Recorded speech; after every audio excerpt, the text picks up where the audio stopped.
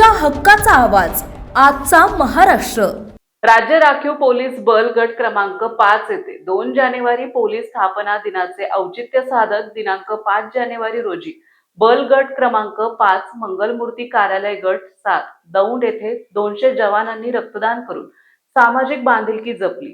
2 जानेवारी police स्थापना दिनाचे औचित्य साधत या ठिकाणी 2 ते 8 जानेवारी पर्यंत अनेक उपक्रमांचे आयोजन केल्याचं सहाय्यक समादेशक सचिन डहाळे यांनी सांगितलं।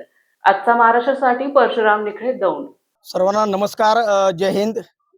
मी असिस्टंट कमांडंट सचिन मुरलीधर डहाळे, नेमणूक SRPF ग्रुप नंबर 5 दौंड।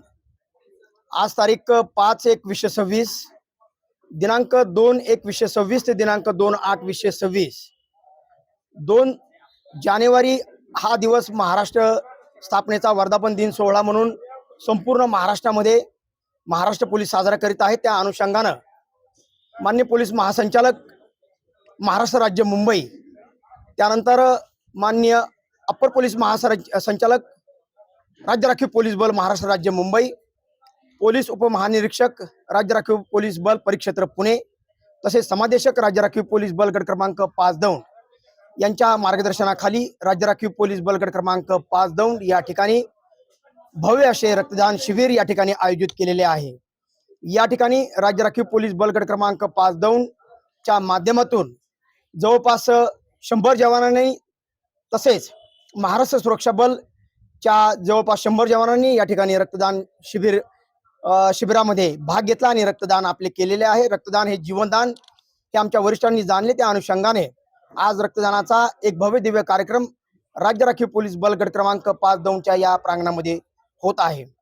माननीय पोलीस महासंचालक यांच्या आदेशानुसार दिनांक 2 जानेवारी ते दिनांक 8 जानेवारी यामध्ये विविध प्रकारचे प्रोग्राम्स आम्ही सर्वजण घेत आहोत। त्या अनुषंगाने 2 जानेवारी रोजी रेजिन डे परेड, त्यानंतर विविध प्रोग्राम्स म्हणजे गावामध्ये बँड डिस्प्ले, राज्य राखीव पोलीस दलाविषयी, महाराष्ट्र पोलीस दलाविषयी जनजागृती, विविध शाळांमध्ये शस्त्र प्रदर्शन, कॅम्पसमध्ये शस्त्र प्रदर्शन, कॅम्पस पाहणी, इतर माहिती, ट्रॅफिक नियंत्रण कंट्रोल, ट्रॅफिक नियमांची माहिती, अशा प्रकारची विविध प्रोग्राम्स आम्हाला देण्यात आले होते। त्या अनुषंगाने एक प्रोग्राम आम्ही या अनुषंगाने घेत आहोत।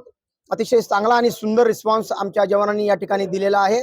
त्यामुळे निश्चितच रक्तदानामुळे जीवनदान देण्यास मदत मिळणार आहे। मला बोलण्याची संधी दिली त्याबद्दल धन्यवाद। जय हिंद, जय महाराष्ट्र।